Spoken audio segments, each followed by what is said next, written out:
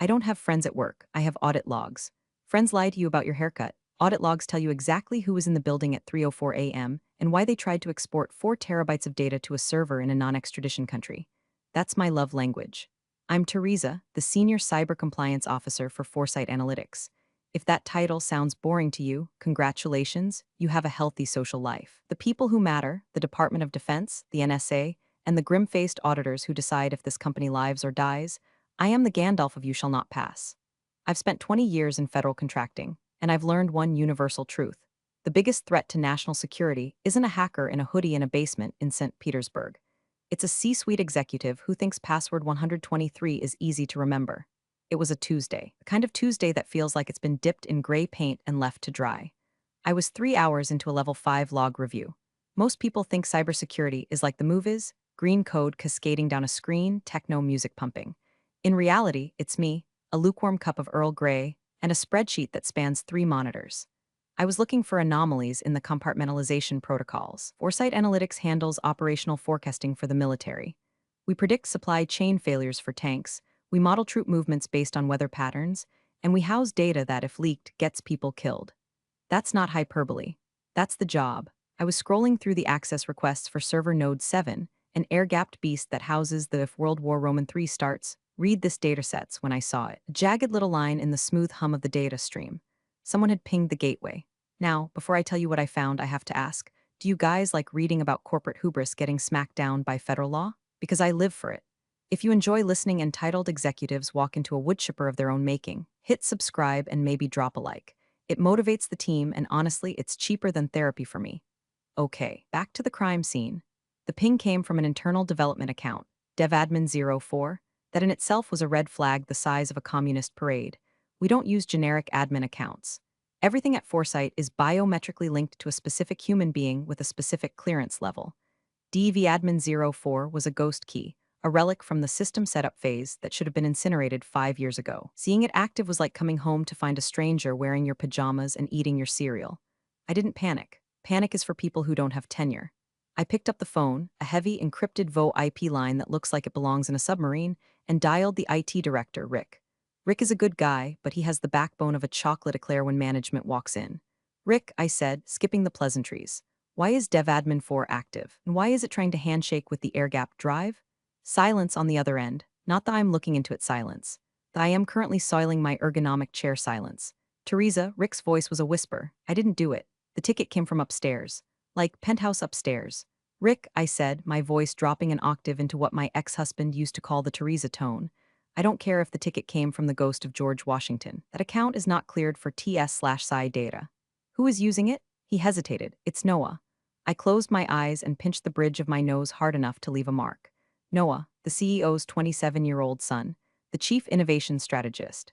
A kid whose resume consists of 2 failed crypto startups and a bachelor's degree in entrepreneurial spirit from a university that sounds like a salad dressing brand. Noah had been prowling around the office for months, talking about disrupting the paradigm and leveraging AI synergies. I mostly ignored him, the way you ignore a fly buzzing against a window pane. But now the fly had a sledgehammer. Noah doesn't have clearance, Rick, I said, typing furiously on my secondary keyboard to lock down the perimeter. Noah can barely clear his browser history. Why does he have a root access key? His dad, Rick said, sounding miserable. CEO walked in here yesterday. He said Noah needs unfettered access to build his pitch deck for the Pentagon meeting.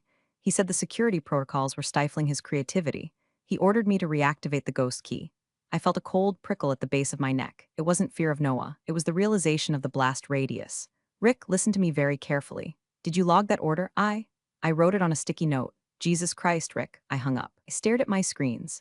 The devadmin04 account was still probing the firewall, like a drunk teenager trying to pick a lock. This wasn't just a policy violation. This was a violation of the International Traffic in Arms Regulations ITAR. This was a breach of our contract with the NSA. If Noah managed to pull data out of that drive and put it on an unsecured laptop, or God forbid, the cloud, Foresight Analytics wouldn't just lose a contract. We would cease to exist. People would go to federal prison. I watched the screen. The probe stopped. Then a new message flashed in the log, access granted, override authorized. My stomach dropped. The CEO hadn't just bullied Rick. He had used his own executive credentials to bypass the failsafe. They were inside. Noah was inside the operational forecasting server. I didn't storm into the CEO's office. I didn't scream. I didn't run down the hallway waving a handbook. That's amateur hour. Instead, I opened a secure terminal that runs on a completely separate network from the corporate LAN. I inserted my personal smart card and typed in a 64-character encryption key. I began to type a report, not to HR, not to the board, but to the Compliance Anomaly Intake Server at the National Security Agency. Title: Unauthorized Access to Compartmented Dataset Priority 1. I was about to light a match and I was sitting on a mountain of dynamite, but I wasn't the one who poured the gasoline. That was Noah. I was just the one holding the rulebook. And in my world, the rulebook hits harder than a brick. The next morning, the office buzzed with that manic, artificial energy that usually precedes a disaster or a round of layoffs. In this case, it was the all-hands vision meeting. The email invite had come with a gif of a rocket ship taking off. I hate gifs in work emails. They are the digital equivalent of a nervous laugh. We gathered in the main atrium, a glass and steel cathedral dedicated to the worship of government contracts. The CEO, Marcus, stood on a raised platform, wearing a suit that cost more than my first car. He looked like a silver-haired hawk who had just eaten a particularly satisfying field mouse. Standing next to him was Noah. Noah looked like he had been generated by an AI prompted with arrogant tech bro who thinks he's Steve Jobs but is actually just a liability. He was wearing Common Project sneakers, skinny jeans, and a t-shirt that said Disrupt. He was holding a tablet like it was the Ten Commandments.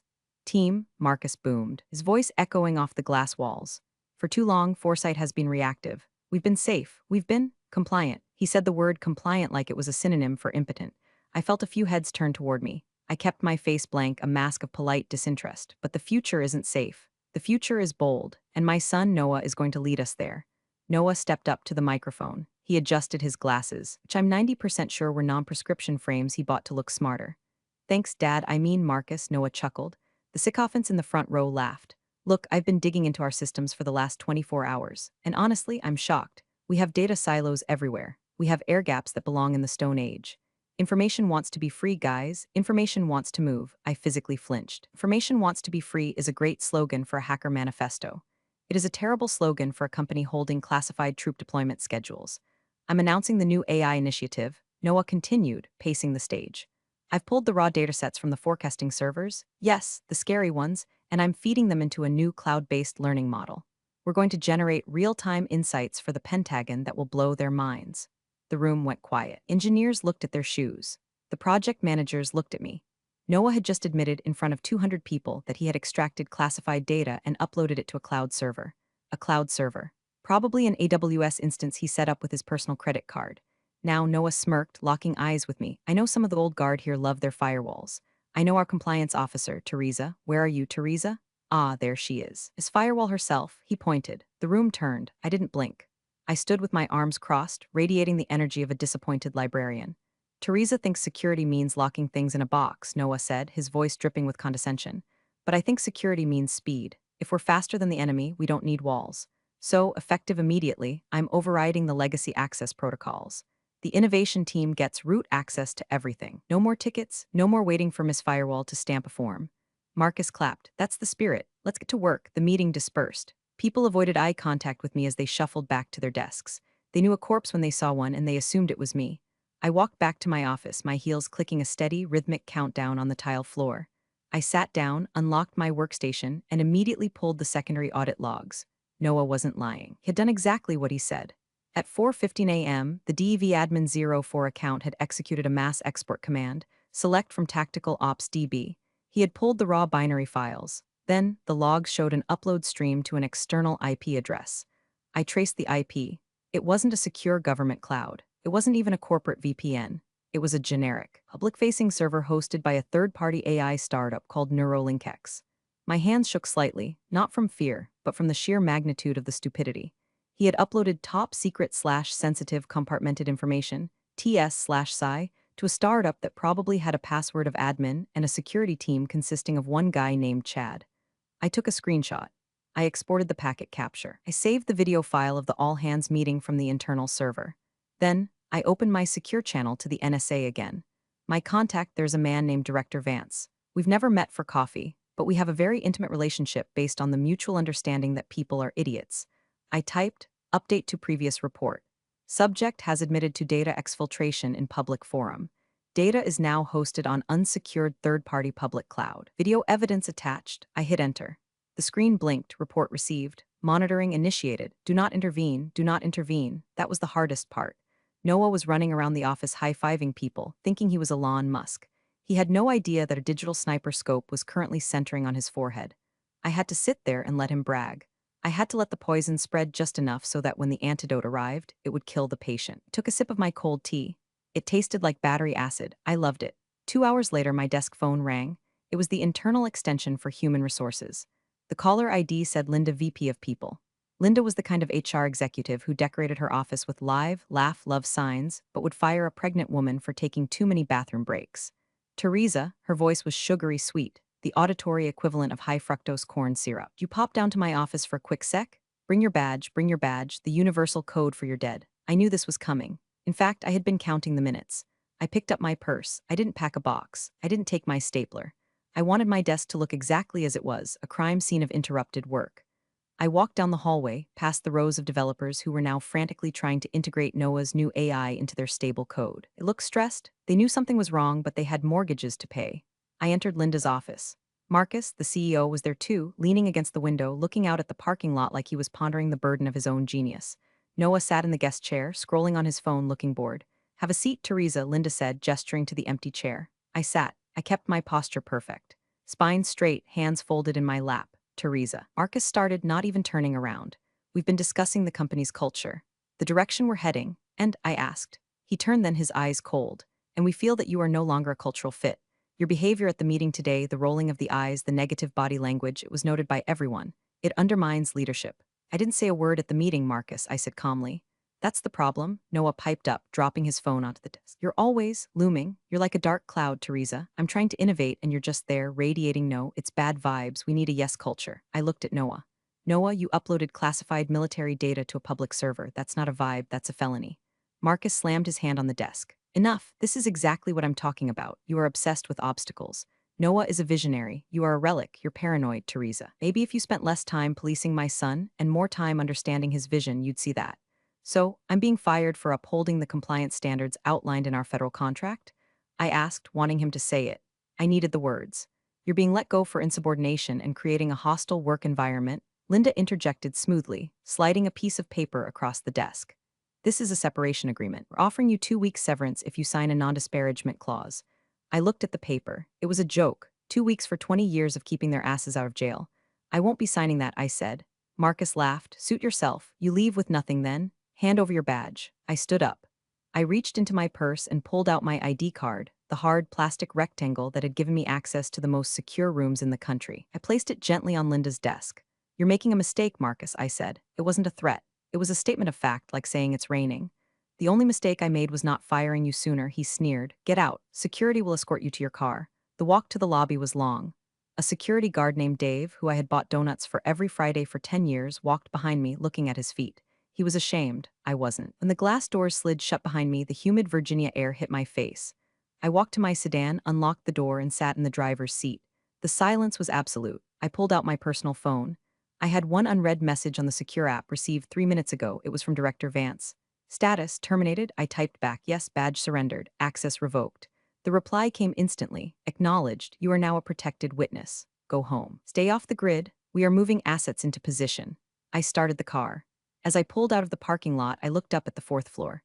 I could see Noah in the window of the corner office, my old office, or maybe Marcus's, it didn't matter. He was gesturing wildly, probably explaining to someone how he was going to revolutionize warfare with an algorithm he didn't understand. He thought he had won. He thought he had cut out the cancer. He didn't realize that I wasn't the cancer. I was the immune system, and he had just suppressed the only thing keeping the infection from killing the host. I drove home, put on some classical music, and waited for the world to end. My house is quiet. It's a purposeful quiet. No TV blaring, no kids screaming. My daughter is in grad school in Boston, studying something safe like art history. I like it this way.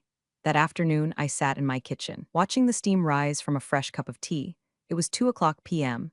I should have been in a budget meeting. Instead, I was unemployed, but not really. At 2:15 p.m., my personal laptop, a secured ThinkPad that never connects to public Wi-Fi, pinged. It wasn't an email. It was a direct video link request. The encryption protocol was heavy. It took the system 30 seconds just to handshake. The screen flickered to life. Director Vance was sitting in a room that looked like the inside of a bunker. He was a man who looked like he had been carved out of gray granite. He didn't smile. He didn't do small talk. Miss Langley, he said. His voice sounded like gravel crunching under tires. Director, I nodded. We have full mirroring on Foresight servers, Vance said. We tapped the line the moment you sent the first anomaly report. We've been watching your boy Noah for 6 hours. He's not my boy. I corrected. He's a threat vector, Vance agreed. He's currently trying to integrate the tactical database with a chat GPT API key. He thinks he's building a warbot. He's actually feeding classified troop locations into a public language model. I closed my eyes. It was worse than I thought. You need to shut it down, Director. If that data propagates, we have containment, Vance cut in. We've sandboxed his connection. He thinks he's on the open web. He's in a simulation loop we control. He's feeding data to us, not the public, but he doesn't know that. I let out a breath I didn't know I was holding. Okay, so what now? Now we let him hang himself, Vance said. Tomorrow is the board meeting, correct? The one where they pitch this innovation to the Pentagon liaisons? Yes, noon. They're expecting General Holloway. Good, General Holloway is coming, and so am I. Vance leaned forward. Technically, Miss Langley, you are a civilian. But as of this moment, I am activating you under Title 50 authority as a specialized consultant. You are reinstated, not by Foresight, but by the United States government. What do you need me to do? Nothing, Vance said. That's the hardest part for people like you, Teresa. You want to fix it. You want to patch the hole. I need you to let the hole rot. I need you to come to the building tomorrow at 11:45 a.m. Park across the street. Wait for my signal. They took my badge, I reminded him. You won't need a badge where you're going, Vance said. We're going to clean house, Teresa, and I want you there to witness the audit. The screen went black. I sat there for a long time. The house was still quiet, but the air felt different, charged. I thought about Marcus. I thought about his smug face when he fired me. He had called me paranoid. He had called me a relic. He had no idea that while he was playing checkers with his son's career, the NSA was playing 4D chess with his life. I spent the rest of the evening doing laundry. There is something deeply satisfying about folding clothes while you know that a federal strike team is assembling to destroy your enemies. I ironed a blouse for tomorrow. A nice one. Silk, deep navy blue, a power color. I slept like a baby. The kind of sleep you only get when you know the rules are finally going to work. The next morning, I parked my sedan in the overflow lot across the street from Foresight Analytics. It was 11:30 a.m. I had my tablet propped up on the passenger seat. Vance hadn't been joking about the access. He had sent me a link to a compliance view, a live feed from the security cameras inside the executive boardroom. Looked like a wedding reception for a particularly tacky couple. There were catered platters of expensive pastries. There was a dedicated barista station. The table, usually bare mahogany, was draped in a tablecloth that looked like silk. Marcus was pacing, checking his watch. He looked nervous but excited. He was rehearsing his opening lines to an empty chair. General, what we have here is a paradigm shift? No, a quantum leap in defense analytics. Noah was there too. He was wearing a hoodie under a blazer, a look that says I'm too rich to care about dress codes. He was hooking his laptop up to the massive 85-inch presentation screen. Dad, the latency is practically zero, Noah said, his voice tinny through the surveillance mic. The bot is responding instantly. I asked it to predict a supply chain disruption in the South China Sea, and it gave me a scenario in 3 seconds. Do you know how long Teresa's team took to model that? Weeks. Teresa is the past, Marcus said, straightening his tie. You are the future, son. Today we secure the contract that buys us the island. The island? Noah laughed. I'm looking at property in the Caribbean, a tax haven. Once the Pentagon signs this deal, our stock is going to triple. I watched them from my car, sipping lukewarm coffee. It was fascinating. They were talking about tax havens while committing espionage. It was like watching someone plan a vacation while they were actively robbing a bank. The feed switched views. I could see the lobby. General Holloway walked in. He was a terrifying man in full dress greens, chest heavy with ribbons. Flanking him were 2 aides carrying briefcases, but behind them was the real show. 2 black SUVs pulled up to the curb, blocking the CEO-only parking spots. 4 men got out. They weren't wearing uniforms. They were wearing ill-fitting Navy suits that screamed federal agent. Director Vance was in the lead. He walked into the lobby. The receptionist, a sweet girl named Sarah, looked up and smiled. Can I help you, sir? Vance didn't stop. He flashed a badge that I couldn't see clearly on the camera, but I saw Sarah's face go pale. She didn't reach for the phone. She just backed away from the desk. Vance and his team moved toward the elevators. They moved with a fluid, predatory grace. They didn't look at the art on the walls. They didn't look at the awards in the display case. They were sharks swimming through a coral reef. Back in the boardroom, Noah was high-fiving Marcus. It's showtime, Dad. Let's get this bread. Get this bread, I whispered to myself in the car. God, I hate him. My phone buzzed. It was Vance. Text, move in, lobby is secure, come up. I stepped out of the car. The sun was shining. Birds were singing. It was a beautiful day for an execution. I walked across the street, my heels clicking on the asphalt. I didn't rush. I wanted to savor the anticipation. I entered the lobby. Sarah was standing by the desk, looking terrified. When she saw me, her eyes widened. Teresa, she whispered, I thought you were fired. Who are those men? They locked the elevators. It's okay, Sarah, I said, my voice calm. They're with me. Can you override the elevator lock for me? I don't think I should. Sarah, I said gently. Do you trust me? She looked at the men in the suit standing by the elevator bank. One of them had stayed behind to secure the exit. She looked at me. Yes, she swiped her MasterCard. The elevator doors opened. Thank you, I said. You might want to take an early lunch. Go to that place across town. Take your time. I stepped into the elevator and pressed the button for the top floor. The ride up was silent. I watched the numbers tick up. 1, 2, 3, 4. The doors opened. The hallway was empty. The sound of voices drifted from the open doors of the boardroom. And here, Noah's voice boomed, is the interface. I walked down the hall. I stood just outside the door frame in the shadows. I wanted to hear the pitch. I wanted to hear the lie before the truth kicked the door down. Gentlemen, Noah was saying, gesturing to the screen where a sleek, dark mode dashboard was displayed. What you're seeing is the Foresight AI Nexus. Doesn't just read data, it understands it. It scrapes every secure database we have, logistics, personnel, satellite telemetry, and synthesizes it into actionable intelligence. General Holloway sat at the head of the table, his face unreadable. He wasn't looking at the screen. He was looking at Noah with the expression one might reserve for a toddler playing with a loaded gun. For example, Noah continued, typing on his keyboard. If I ask it for the vulnerability assessment of the Eastern Grid, boom, there it is. A map populated on the screen. Red dots appeared over power stations.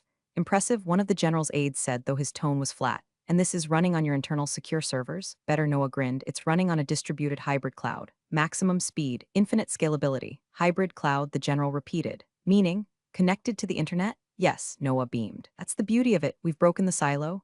Suddenly, the screen flickered. The map of the Eastern Grid froze, then it pixelated. Then a giant red box appeared in the center of the screen. Connection terminated. Remote host unreachable. Noah tapped the keys. 1 sec, Wi-Fi glitch. The building internet has been spotty lately. He tried to refresh. Nothing. That's weird, Marcus said, stepping in to cover the awkward silence. Technical gremlins. The curse of the live demo. Right, General? General Holloway didn't laugh. He slowly closed the folder in front of him. At that moment, every phone in the room buzzed simultaneously. Not a ringtone, a harsh emergency alert tone. Then silence. The signal bars on everyone's phones dropped to 0. What is going on? Marcus asked, pulling out his phone. I have no service. The VPN is down, Noah said, panic creeping into his voice. The whole network just vanished. I can't even ping the router. That a voice came from the doorway is because we cut the hard line. The room froze. Director Vance stepped into the light. He wasn't smiling. He was holding a folio in one hand and his badge in the other. He tossed the badge onto the mahogany table. It slid across the silk tablecloth and stopped directly in front of Marcus. The metallic thud was the loudest sound in the world. Who the hell are you? Marcus demanded, his face flushing red. How did you get in here? This is a private meeting. I am Director Vance of the National Security Agency, Vance said calmly. And this is no longer a private meeting. It is a crime scene.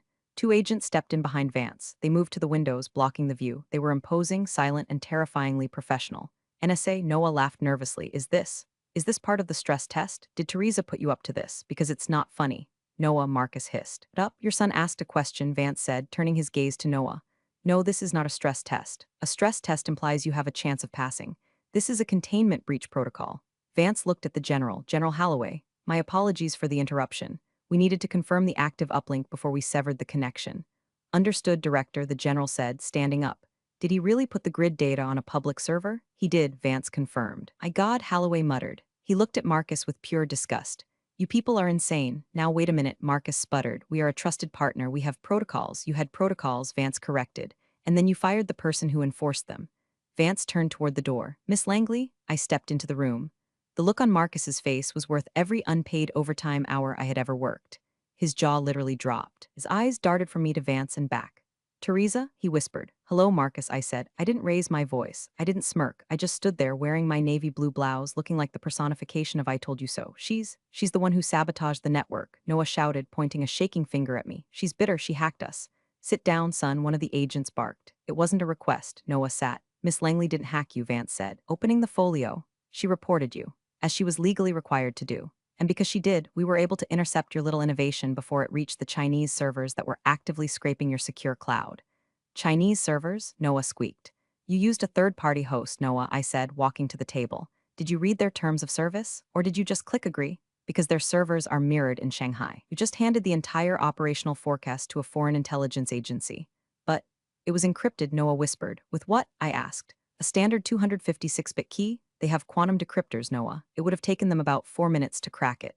Luckily, Vance interjected. Miss Langley alerted us yesterday. We redirected your DNS. Your data never went to Shanghai. It went to a dummy server in Utah. We caught it all. The silence in the room was heavy. It was the silence of a grave. Marcus slumped into his chair. The fight was draining out of him, replaced by the dawning realization of liability. Okay, he said, his voice trembling. Okay, so no harm done, right? We caught it. A mistake was made. We can fix this. We'll wipe the servers. We'll fire Noah. Hey, Noah yelped. It's too late for that, Marcus, Vance said. He pulled a remote from his pocket and pointed it at the screen. The frozen map disappeared, replaced by the security footage from the previous day. It was the all-hands meeting. We watched Noah on the big screen strutting around the stage. Audio Noah, if we're faster than the enemy, we don't need walls. So effective immediately, I'm overriding the legacy access protocols. Vance paused the video. Admitting to intent, he noted. He clicked next. A log file appeared. It showed the CEO's credentials authorizing the override. And here, Vance said, looking at Marcus, is the facilitator. You used your executive privilege to bypass a federal safety stop. That makes you an accessory to the distribution of classified material. I didn't know what he was going to do with it, Marcus pleaded. I'm not a tech guy. I just wanted to empower my team. Ignorance is not a defense when you sign a contract stating you understand the penalties of negligence, General Holloway said. He sounded tired. Marcus, you know what the penalty is for mishandling TS/PSI data? We can pay a fine, Marcus said quickly. Foresight has insurance. We can settle this. I couldn't help it. I laughed. It was a short, sharp sound. This isn't a parking ticket, Marcus, I said. You don't pay a fine. You go to Leavenworth. Teresa, please. Marcus looked at me, his eyes wet. You know me. We built this company. Help me explain this to them. Tell them it was just an error in judgment. I looked at him. I remembered the way he looked at the parking lot while Linda fired me. I remembered him calling me a relic. I did tell them, I said softly. I told them in my first report. I told them in my second report. And I tried to tell you in this very room yesterday. You told me I was creating a hostile work environment. You fired the whistleblower, Vance stated. Which, by the way, is another federal crime. Whistleblower Protection Act. You added a felony to your treason. Treason? Noah whispered. Wait, treason is. That's for spies. I'm an entrepreneur. You're a leak, Vance said, and we plug leaks. Vance turned to the general. We have enough for the immediate suspension of the contract. The DOJ creates the indictment from here. Indictment? Marcus stood up. Now hold on. You can't just walk in here and sit down. The agent by the window moved. He didn't draw a weapon, but the way he shifted his weight made it clear that violence was an option he was comfortable with. Marcus sat. Here's what happens next, Vance said, pacing the room. Foresight Analytics is now under federal receivership. All assets are frozen. All servers are seized. The building is currently being swept. But the board, Marcus stammered, the investors, the board is being notified as we speak, Vance said. I imagine your stock price is currently doing a very convincing impression of a stone dropped in a well. I looked at Noah. He was crying, not a stoic, single tear. He was sobbing into his hands. I just wanted to make a bot, he blubbered. I just wanted to make a cool bot. It was pathetic. It was tragic. And it was entirely avoidable if they had just listened to the woman with the tea and the spreadsheet. Miss Langley, Vance turned to me. Do you have the audit trail for the physical backups? Yes, Director, I said. I secured the hard drives in the Level 4 safe before I was escorted out yesterday. Noah didn't know the combination, so he couldn't corrupt the originals. Good, Vance nodded. That saves us a week of forensics. He looked at Marcus. You fired the only competent person in this building. If she hadn't secured those backups, you wouldn't just be going to prison. You'd be going to a black site because we wouldn't be able to prove you didn't sell the data. Marcus looked at me. There was no arrogance left, just fear and regret. Teresa, he whispered. I didn't answer. I just checked my watch. 12:15 p.m., lunchtime. The door to the boardroom burst open again. This time, it wasn't federal agents. It was the chairman of the board, Mr. Henderson. He was a man in his 70s who smelled like old money and cigars. He looked like he was having a cardiac event. Marcus, Henderson roared, what is the meaning of this? I have the SEC on line 1 and the Department of Defense on line 2. Our stock is halted. He stopped when he saw the general and the agents. General Holloway, Henderson's tone shifted instantly to obsequious panic. I assure you, the board had no knowledge. Save it, Henderson, Holloway said. Your CEO and his son just tried to open source our troop movements. Henderson turned on Marcus. You did what? It was a misunderstanding, Marcus cried. He bypassed the protocols, Vance interrupted. He authorized an override of the safety systems to let his unqualified son play with matches in a fireworks factory. Henderson looked at Noah, who was still sniffling. Then he looked at Marcus. You're fired, Henderson said, for cause, effective immediately. No severance. No stock options. We are clawing back everything. You can't do that, Marcus shouted. I just did. And frankly, if these gentlemen don't arrest you, I might kill you myself for what you've done to my portfolio. Henderson looked around the room frantic. How do we fix this, General, please? Foresight employs 2,000 people. If you cancel the contract, we fold.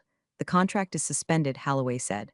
Pending a full security audit. We can't pass an audit. Henderson cried, our compliance officer is gone. Actually, Vance said, gesturing to me, she's right here. Henderson looked at me. He looked confused for a second, then recognition dawned. Teresa, right? The one with the rigid reports. The one who saved your company's existence, Vance corrected. Miss Langley detected the breach, reported it through proper channels, secured the physical backups, and prevented the data from leaving the country. She's the only reason you aren't being classified as a hostile entity right now. Henderson looked at me like I was the second coming of Christ. Teresa, I didn't know, you didn't ask, I said. We need you back, Henderson said, stepping over Noah's legs to get to me. Name your price, double salary, triple, stock, whatever you want. Just tell the general we're compliant. I looked at Vance. He gave me a barely perceptible nod. I have conditions, I said. Anything. Henderson promised. First, I pointed at Marcus and Noah. They leave now, and they never set foot in this building again. Done, Henderson said. Second, I said, I report directly to the board. No CEO oversight on security matters. If I say a server stays locked, it stays locked. If the Pope wants access and I say no, the answer is no. Agreed, Henderson said. You have absolute autonomy. Third, I said, I want Rick from IT to get a raise. Tried to stop them. Done, Henderson said. I turned to General Holloway. General, if the leadership is removed and the original protocols are restored, can we maintain the contract? Holloway looked at me. He respected chain of command. He respected competence. If you are the one signing the compliance forms, Teresa, then yes. We will proceed on a probationary basis. Thank you, General, I said. I looked down at Marcus. He was slumped in his chair, staring at the table. He had lost his company, his reputation, and his freedom, all because he thought he was smarter than the rules. Marcus, I said. He looked up. You were right about one thing, I said. I am a firewall, and you just burned yourself trying to cross me. Gentleman, Vance said to his agents, please escort the suspects to the vehicles. Suspects? Noah squeaked as an agent hauled him out of the chair. Am I being arrested? You're being detained for questioning regarding violations of the Espionage Act, the agent said. Hands behind your back. Noah started crying again. Dad, do something? Marcus stood up. He looked old. The silver hawk was gone. He was just a tired man in an expensive suit that didn't fit anymore. He looked at Henderson, but Henderson turned his back. He looked at the general, but the general was reading a file. He looked at me. I'm sorry, Marcus said. I know, I said. It's not in the log. The agents led them out. I watched them go. Noah was stumbling, his common project sneakers squeaking on the floor. Marcus walked with his head down. They passed Sarah at the reception desk. She didn't look up. The elevator doors closed. They were gone. The room was quiet again. The Foresight AI Nexus screen was still black. The silk tablecloth was wrinkled. Well, General Holloway said, putting on his cap. That was efficient, we try, Vance said. Picked up his badge. Miss Langley, I assume you can handle the cleanup from here? Yes, Director, I said. I'll initiate the server wipe and restore from the clean backups. We'll be operational by 0800 tomorrow. Good, Vance said. He walked to the door, then stopped. Teresa, yes, nice work on the backups, that was. Intuitive. It was standard procedure, sir, I said. Right, Vance said, the corner of his mouth twitching up in almost smile. Standard procedure. He left, the general and his aides followed. Henderson shook my hand, his palm sweaty, and promised to have the new contract sent over within the hour. Then he ran off to call the SEC. I was alone in the boardroom. I walked over to the window. I looked down at the street. I saw the black subs pulling away. I saw Marcus and Noah in the back of the second one. They were heading to a federal holding facility. They would have lawyers and trials. Maybe they'd get lucky and only do a few years in a minimum security camp. But they were done. Their names were mud. I turned back to the room. I walked over to the presentation table. I unplugged Noah's laptop. I picked up the HDMI cable he had used. I coiled it neatly, securing it with a Velcro strap. I walked out of the boardroom, down the hall, and took the elevator back to my floor. My badge still didn't work. I had left it on Linda's desk. Rick was there. He saw me coming. He ran over and opened the door. Teresa, he said, looking like he'd seen a ghost. Is it true? Are they gone? They're gone, Rick, I said. Reactivate my credentials. On it, he said. And thanks, don't thank me, I said. Just don't ever use a ghost key again. Never, he promised. I walked into my office. It was exactly as I had left it. My stapler was there. My monitor stands were there. The air smelled of ozone and carpet cleaner. I sat down in my chair. It creaked familiarly. I logged into my workstation. User T. Langley access level, administrator unrestricted. I opened the log file for DEVadmin04. I typed account disabled permanently. Then I went to the break room, boiled some water, and made a fresh cup of Earl Grey. I took a sip. It was hot, bitter, and perfect. I opened a new spreadsheet. I had work to do. Real power doesn't announce itself, it simply operates. Teresa let her meticulous adherence to protocol speak volumes. It's a stark reminder that arrogance and unchecked privilege often precede a very public fall, especially when the stakes are so incredibly high. True authority is earned, not inherited. Appreciate you all for sticking through this one. See you in the next story.